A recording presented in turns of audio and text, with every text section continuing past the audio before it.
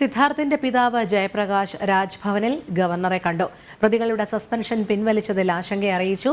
Case അന്വേഷണത്തിലെ മെല്ലെപ്പോക്കും ഗവർണറെ അറിയിച്ചു. ശാലിനി ചേരുന്നു. ശാലിനി, എന്താണ് വിവരങ്ങൾ? രോഹിണി, അല്പസമയം മുമ്പാണ് സിദ്ധാർത്ഥന്റെ പിതാവ് ജയപ്രകാശ് രാജ്ഭവനിലെത്തി ഗവർണറെ കണ്ടത്. ഇതിൽ രണ്ടു തരത്തിലുള്ള ആശങ്കകൾ ജയപ്രകാശ് ഗവർണറെ അറിയിച്ചിട്ടുണ്ട്. ഒന്ന്, കഴിഞ്ഞ ദിവസം VC സ്വീകരിച്ച നടപടി, വെറ്റിനറി സർവകലാശാലയിൽ നിന്നും 33 പേരെ സസ്പെൻഡ് ചെയ്തിട്ടുണ്ടായിരുന്നു. വിദ്യാർത്ഥികളെ കേസുമായി ബന്ധപ്പെട്ട് അന്വേഷണം നേരിട്ടുകൊണ്ടിരുന്ന വിദ്യാർത്ഥികളാണ്.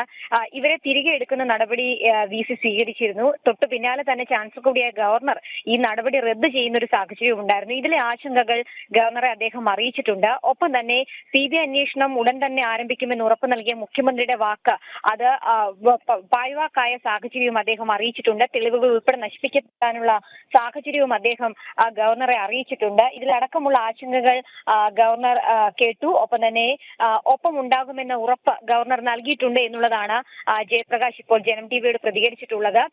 എല്ലാ രീതിയിലുമുള്ള സഹായം അദ്ദേഹം വാഗ്ദാനം ചെയ്തിട്ടുമുണ്ട്.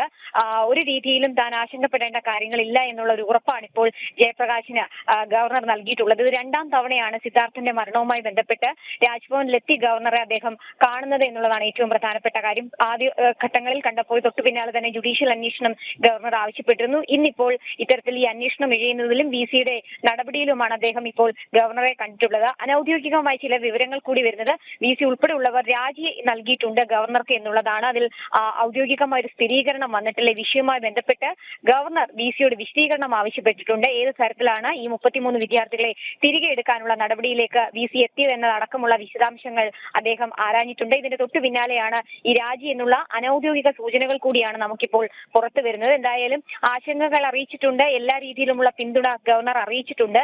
ഇനി രാജ്ഭവനിൽ നിന്നുള്ള നീക്കങ്ങളാണ് ഏറ്റവും ശ്രദ്ധേയമായി നമ്മൾ ഉറ്റുനോക്കുന്നത്. പ്രത്യേകിച്ച് മുഖ്യമന്ത്രി ഈ മാസം 9-ാം തീയതിയാണ് CBI അന്വേഷണം ആവശ്യപ്പെട്ട് ഇത്തരത്തിലൊരു നടപടി സ്വീകരിക്കുന്നത്. പിന്നീട് ഈ അന്വേഷണം മെല്ലെപ്പോക്കിലേക്ക് പോകുന്നു. കേസന്വേഷണം സ്തംഭിക്കുന്ന ഒരു സാഹചര്യം. ഇതടക്കമുള്ള കാര്യങ്ങളിൽ സർക്കാരിനോട് ഗവർണർ വിശദീകരണം തേടുമോ എന്നുള്ളതാണ് കണ്ടറിയേണ്ടത്. എന്തായാലും നടപടികൾ പൂർത്തിയാക്കി, ഒപ്പം തന്നെ കൂടിക്കാഴ്ച പൂർത്തിയാക്കി സിദ്ധാർത്ഥന്റെ പിതാവ് ജയപ്രകാശ് മടങ്ങിയിട്ടുണ്ട്. ശരി, ശാലിനിയാണ് വിവരങ്ങൾ നൽകിയത്.